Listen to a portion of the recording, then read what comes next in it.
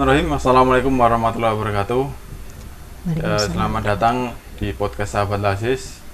Hari ini saya bertamu di rumah Bu Saranti Donita.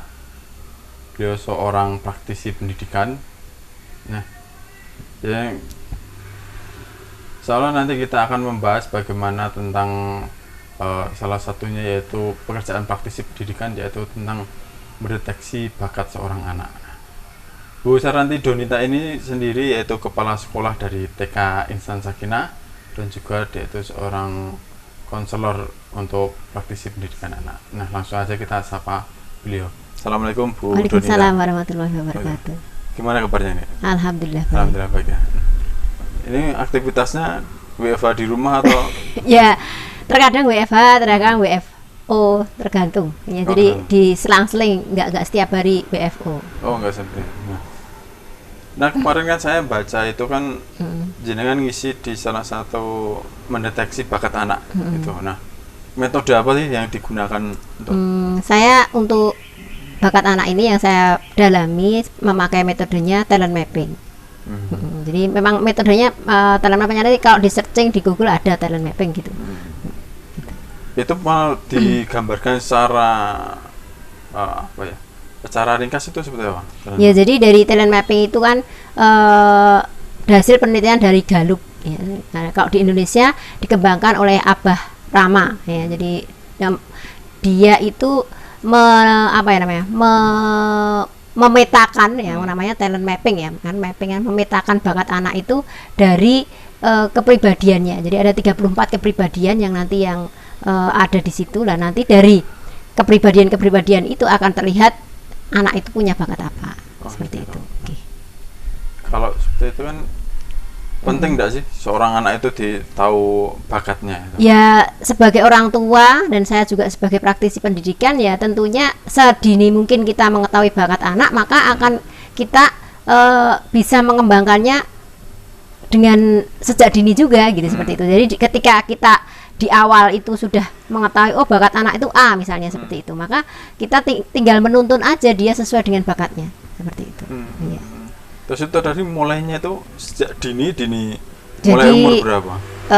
Berdasarkan penelitian itu bahwa ketika kita mengobservasi anak di usia 3 tahun, bakat itu akan terlihat nanti di 23 tahun kemudian. Jadi di umur dia ke 26. Ya, jadi mungkin nanti bisa diingat-ingat ya, mungkin apa namanya ini pewawancaranya nih Mas Geget ini, Pak Geget ini. Dulu 3 tahun apa ya kira-kira ditanyakan ke orang tuanya. Lah sekarang kalau sudah usia 26 tahun, apa yang terlihat itu sebenarnya bakat itu ya. Jadi sehingga kita sebenarnya sebagai orang tua bisa mengobservasi sejak usia 3 tahun itu. Berarti tidak langsung waktu kan 3 tahun ya. Di usia 3 tahun. 3 tahun itu terus dilihat, ternyata misalkan waktu SD itu udah kelihatan, itu nggak bisa? Ya bisa kan dimulai dari usia 3 tahun. Dan itu tentunya nanti ada kalau secara komplitnya kan ada materinya ya. Jadi bagaimana ketika itu bakat itu yang gimana, atau bakat itu yang itu intinya dia produktif ya. Jadi bukan misalnya anaknya senang main game, wah itu bakatnya berarti pemain game, nggak seperti itu. Tapi itu adalah sesuatu yang produktif ya. Pertama dia produktif, juga dia nagih ya. Jadi ketika dia melakukan itu tuh dia pengen ya, seperti itu. Terus juga dia flow ya. Jadi dia mengalir ya. Jadi ketika dia melakukan itu tuh dia tenggelam di dunianya seperti itu ya. Itu beberapa ciri bakat seperti itu ya. Jadi nanti ketika kita menemukan apa aktivitas di anak yang membuat dia seperti itu, ya itulah bakatnya ya. Sehingga sebenarnya memang bagus anak itu dicobakan untuk melakukan kegiatan-kegiatan ya. Jadi di 0 sampai 6 tahun itu kita mengobservasi sebenarnya apa kita ketemukan lah. Nanti di 7 tahun anak mulai diberikan proyek-proyek sesuai dengan bakatnya itu ya. Jadi misalnya dia bakatnya konstruksi ya misalnya ya, nanti usia 7 tahun itu kita mulai berikan mainan yang mendukung konstruksi, misalnya Lego atau mungkin balok ya seperti itu, sehingga dia berkembang ya. Dari situ nanti ketika dia memang punya bakat di situ, pasti dia bisa menghasilkan dari mainan konstruksi itu sesuatu yang membuat kita takjub ya, seperti itu ya. Tapi kalau ketika dia nggak bakat ya nggak bakal bisa menghasilkan ya. Contohnya mungkin saya sendiri gitu ya. Kalau misalnya saya konstruksi itu saya nggak suka gitu ya, sehingga ketika saya diserahkannya ya paling bangunnya ya standar-standar aja, nggak sampai mungkin yang wow seperti itu ya. Jadi sampai nanti dia berprestasi ya, jadi menjadi sesuatu yang berbeda dengan yang lainnya seperti itu. Terus nanti ketika itu dan sebisa mungkin bakat itu bisa ditemukan di usia 10 tahun, selambat-lambatnya usia 12 tahun. Dan ketika itu ternyata belum ditemukan, kita balik lagi ke belakang, ke usia di tahap awal tadi ya, yang pertama yaitu menemukan di mana dia bakatnya dengan kita mengobservasi dia.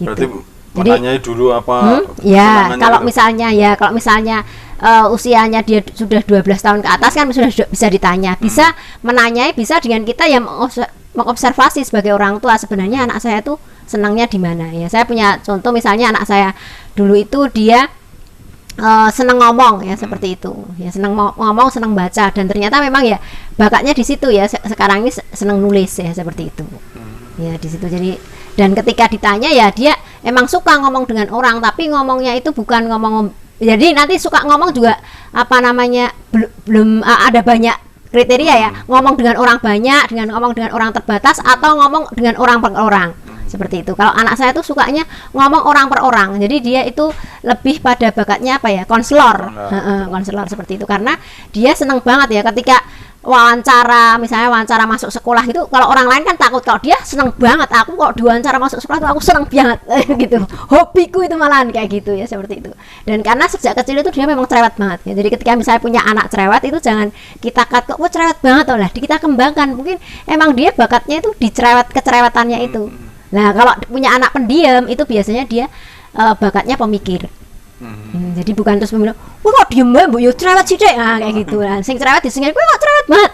Nah, yang mungkin orangnya apa ya, ngayalan nih, kita marahi juga, wah ngayal loh, tadi wong ya, mungkin ngayal tuh dia punya bakat pemimpin.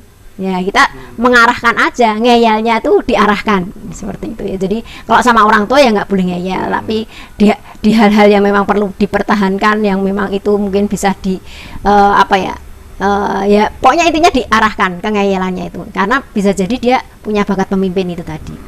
Berarti tidak bisa satu arah ke anaknya, cuma anaknya tok yang di bakatnya, tapi kan perlu berarti dua orang tuanya juga berarti. Ya perlu orang tuanya juga melakukan observasi dan mengetahui anak. Dan kalaupun makanya kalau menurut saya alat-alat yang lain itu membantu saja ya, yang harus menemukan bakat tuh ya orang tuanya seharusnya. Seperti itu ya. Jadi nanti dan nanti bagus ketika sudah usia 10 tahun itu sudah ketahuan bakatnya ya. 7 tahun tadi kan kita berikan apa namanya proyek-proyek yang sesuai dengan bakat dia ya. Usia 10 tahun sudah ketemu, 12 tahun sudah ketemu, itu kita pertemukan dengan maestro ya. Jadi orang yang ahli sesuai dengan bakatnya dia. Misalnya dia ahli menulis tadi ya, dipertemukan dengan penulis ya nasional, atau ya sekarang skala daerah dulu, nanti skala nasional, seperti itu. Biar nanti dia beraudiensi atau mungkin apa namanya menggali ilmunya. Kalau dia bakatnya fotografi ya kita pertemukan dengan fotografer kayak gitu, seperti itu. Jadi nanti semakin terasa, sehingga nanti diharapkan sebenarnya, makanya ke depan itu manusia Indonesia itu kalau bisa sebenarnya usia 15-17 tahun itu sudah bisa eksis ya. Jadi karena harusnya seperti itu, karena sebenarnya kuliah lulus umur 23 itu sebenarnya sebuah apa ya, dalam tanda kutip ya, terlalu lama sekolahnya, seperti itu. Malah terlalu lama. Iya, terlalu lama ya. Jadi mungkin bisa, karena kita sebenarnya punya tidak harus dengan jalur formal ya. Kalau kita kuliah sampai lulus umur 23 itu kan jalurnya formal. Kita bisa sebenarnya melakukan jalur profesional ya. Jadi itu tadi belajar lewat maestro, seperti lewat profesional yang lain. Dan itu ketika kita lakukan sebenarnya nanti pun ketika misalnya kita, kadang kan di Indonesia masih harus legalitas ya, harus tetap ada gelar ya. Setelah bertemu maestro kan nanti kita malah sudah sebenarnya melebihi daripada orang lulus kuliah atau sarjana, seperti itu. Jadi nanti kita bisa setelah itu baru kuliah, nggak apa-apa gitu. Apalagi sekarang gampang kuliah itu. Terus waktu misalkan umur Berarti paling cepat itu menemukan bakatnya umur 12 tahun. Heeh, 12 tahun. Jadi Waktu 12 itu bisa enggak waktu umur misalkan 17 atau udah 20-an tahun itu bakatnya berubah? sebenarnya bakat itu ada apa ya? Jadi setiap orang tuh unik ya. Nanti bisa dibuka di surat Al-Isra ayat 85 kalau nggak salah. 85, 86, 87 atau 8 mulai dari 84 ya. Jadi bahwa sebenarnya manusia itu diciptakan oleh Allah itu dengan syakilah ya. Syakilah itu adalah alasan keberadaan dia di muka bumi ini. Jadi semua itu sudah ada gunanya ya. Jadi mungkin semut itu kan ada gunanya. Lah manusia itu kan memang diciptakan menjadi khalifah, tapi kan khalifah itu semua orang umum lah, padahal sebenarnya tiap-tiap manusia itu sudah dengan tugasnya masing-masing. Nah, berubah tidaknya itu sebenarnya adalah karena mungkin ada bakat dominan, ada bakat yang lemah, ada bakat yang tengah-tengah pertengahan. Nah, bisa jadi misalnya ya, sekarang saya jadi praktisi pendidikan, loh kok tahun depan saya menjadi, atau mungkin beberapa tahun lagi kok saya jadi penjual, ya bisa jadi sebenarnya saya dulu itu sebenarnya punya bakat terpendam marketing, tapi itu belum saya kembangkan. Setelah mungkin ada lingkungan yang mendukung ya seperti itu, akhirnya saya ternyata jadi marketing, misalnya seperti itu. Jadi memang ada bakat utama, ada bakat yang apa namanya terpendam tadi, ada yang bakat yang lemah seperti itu. Ya jadi makanya banyak beberapa yang belajar talent mapping itu akhirnya beralih profesi juga ada, karena ternyata setelah diteliti dia nggak cocok dengan apa namanya bakatnya, profesi yang sekarang dia geluti itu. Sehingga saya kemarin sempat berarti saya terlambat untuk belajar, tapi ternyata sudah sesuai apa yang sekarang saya lakoni dengan bakat saya. Ya sudah, berarti termasuk saya berhasil sudah dari sejak awal sudah berhasil menemukan bakat saya sebenarnya seperti itu. Berarti kisaran umur 30-an, 40-an masih tetap bisa? Ya bisa berubah profesi kalau memang ternyata. Tapi kalau untuk mencari bakatnya apa itu masih tetap bisa? Bisa. Jadi nanti lewat talent mapping itu nanti bisa dicari bakatnya apa, seperti itu. Nanti kalau ketahuan bakatnya ini, kamu ternyata bakat utamanya itu ini, kok ternyata saya sekarang menggeluti bakat yang apa namanya nggak utama ya, bakat yang lemah misalnya profesinya. Lah tergantung kita pilih mana, ngambil keputusan di mana. Kita mau melakukan usaha yang lebih karena kita mempunyai profesi di bakat yang lemah, berarti kan usahanya harus lebih effortnya. Atau kita pengen enjoy, easy ya, on ya, terus pengen enak dan sebagainya ya, sesuai dengan bakat kita kan tentu lebih enjoy, lebih menikmati ya, seperti itu ya. Beralih misalnya. Ya beralih profesi ya monggo, itu hidup itu pilihan seperti itu. Jadi tidak harus dengan disesali, waduh saya beralih profesi nggak berani, ya nggak apa-apa, tapi berarti usahanya kan lebih tinggi gitu ya, karena bekerja di tempat yang tidak sesuai dengan bakatnya, itu saja. Berarti bisa jadi kayak orang udah kerja lama misalkan kayak di dunia konstruksi ya, udah tahu paham tentang ibarat konstruksi dari awal sampai akhir. Terus waktu ngetes itu ternyata bakatnya itu bukan di konstruksi.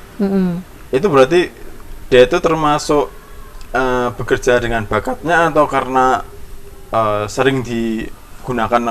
Ya bisa gitu ya, karena ilmu mungkin ya. Jadi karena mungkin sekolahnya teknik, padahal sebenarnya ternyata bakatnya bukan teknik sipil ya.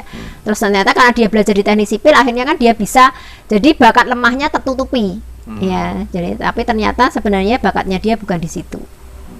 Ya mungkin dia kurang enjoy dan sebagainya, tapi ya itu tadi, karena hidup pilihan ya, dia pengen tetap meneruskan karirnya di situ, ya nggak apa-apa juga gitu, karena hidup itu pilihan itu tadi. Berarti kayak bakat itu tidak harus kita mengikuti bakat itu, nggak harus berarti? Nggak harus, karena hidup itu pilihan itu tadi. Tapi memang ada gitu. Jadi salah satu praktisi talent mapping ini ada yang sebenarnya saya juga nggak apa-apa disebut praktisi ya, karena saya sudah ikut diklatnya sampai tingkat yang layak disebut praktisi ya.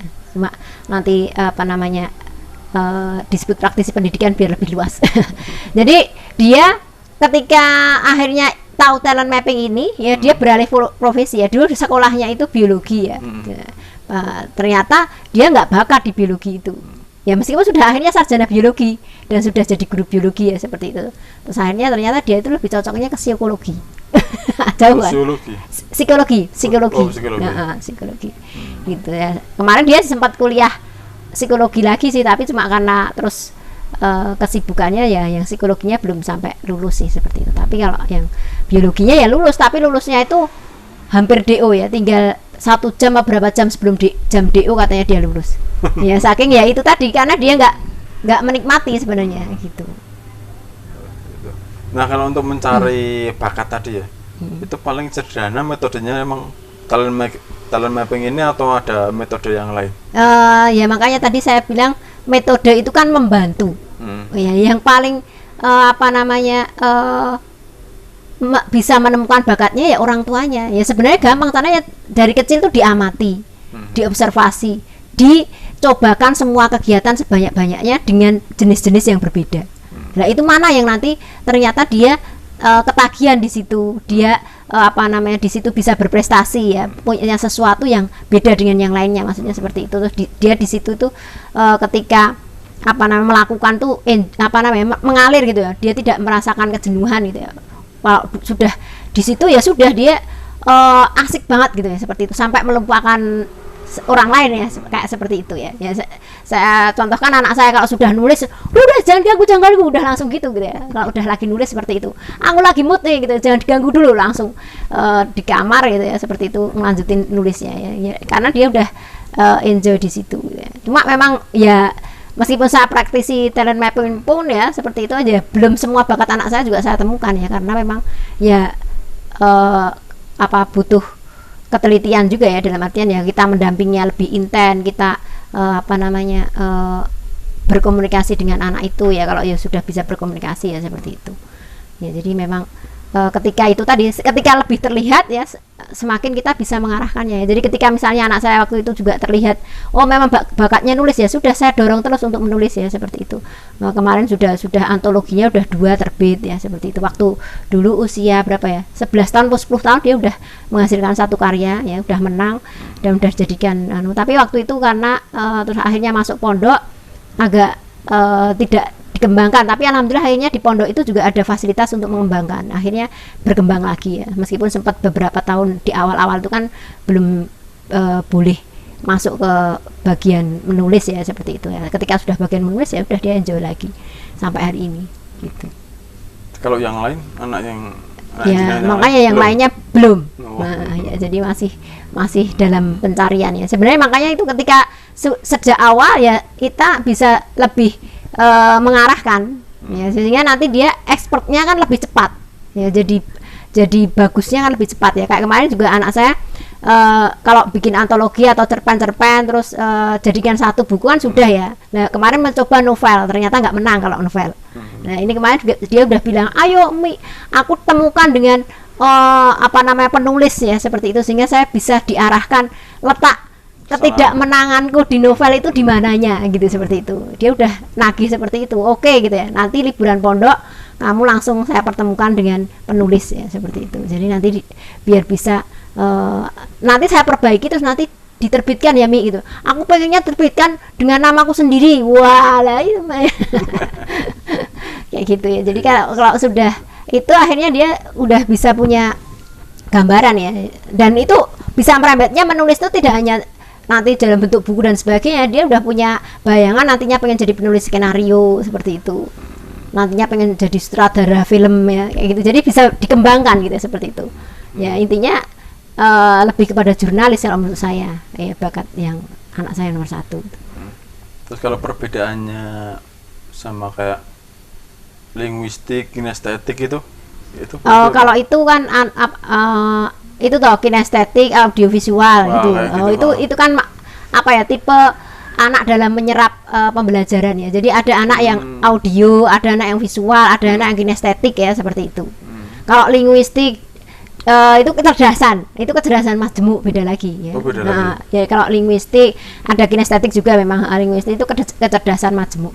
Ya bisa, makanya saya bilang alat-alat untuk menentukan bakat itu kan banyak. Alat untuk menemukan sebenarnya anak itu punya nantinya kedepannya itu bagusnya di profesi mana itu banyak. Cuma ya alat itu tetap kita yang mengendalikan, yang mana yang bagus, mana yang cocok, semuanya dicoba nggak apa-apa, seperti itu. Akhirnya nanti ditemukan mana yang sebenarnya dari bakat anak kita itu.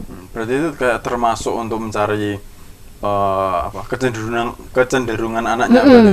Jadi misalnya kecerdasan majemuk kan ada naturalistik ya seperti itu senang dengan alam ya, itu salah satu anak saya ada yang seperti itu ya. Saya sudah mengarahkan sih, makanya ini saya coba melihara ikan dulu.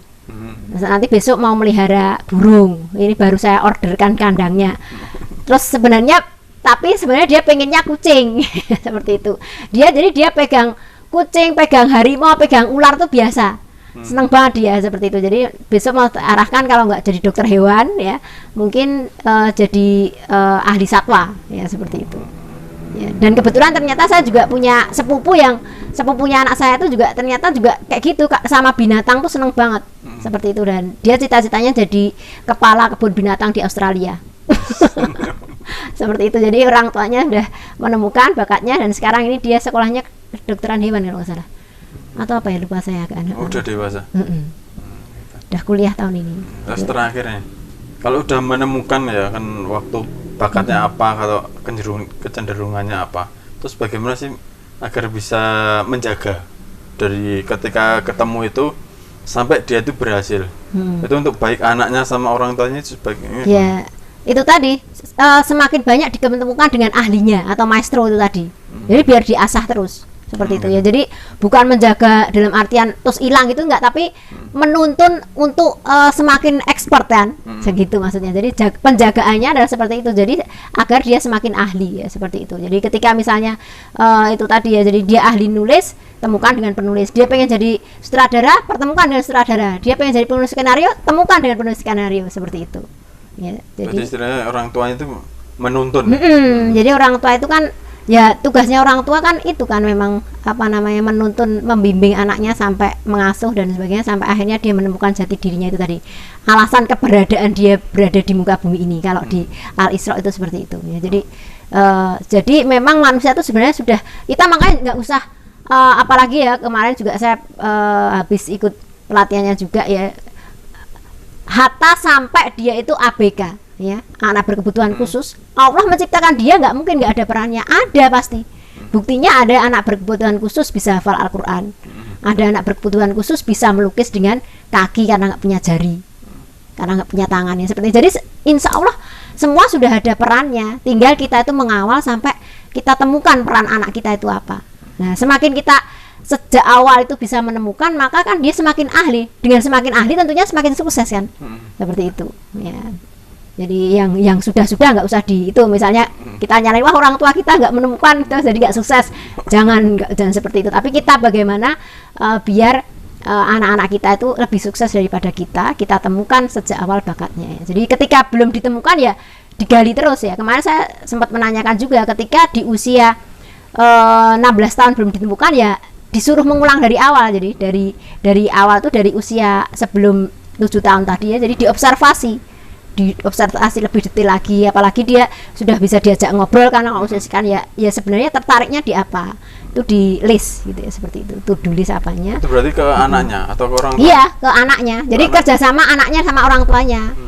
Ayo Kak, saya bantu kamu untuk menemukan bakatmu, biar apa? Ya biar kita bisa mengarahkan sejak awal ya, seperti itu. Dan nanti kalau sudah terlanjur kan makanya masanya itu kan maneman gitu ya, sayang gitu ya, seperti itu ya. Jadi ketika sudah ditemukan, segera dia untuk jadi ahlinya kan semakin bagus kan, seperti itu ya.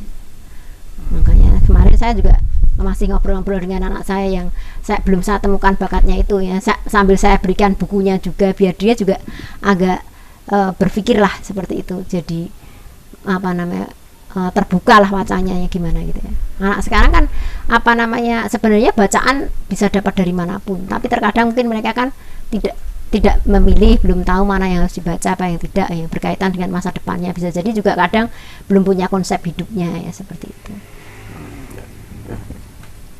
Ya mungkin itu tadi ya sedikit penjelasan bagaimana kita menemukan bakatnya. Ya intinya penemuan bakat atau kecenderungan kita itu hanya sebuah metode, bukan berarti itu saklek itu enggak. Mungkin ada banyak sekali metode yang digunakan ya gitu. Nah, terima kasih untuk waktunya Bu Donita. Sama-sama. Nah, jangan lupa untuk dari yang di rumah untuk subscribe, like, serta komennya. Silahkan share untuk kepada yang lain. Semoga nanti kita mendapatkan manfaatnya. Amin. Dan silakan ditunggu kedatangan kami di video berikutnya. Insya Allah akan ada tamu-tamu yang hebat lagi untuk kedepannya. Dan terima kasih dari saya. Wassalamualaikum warahmatullahi wabarakatuh. Waalaikumsalam warahmatullahi wabarakatuh.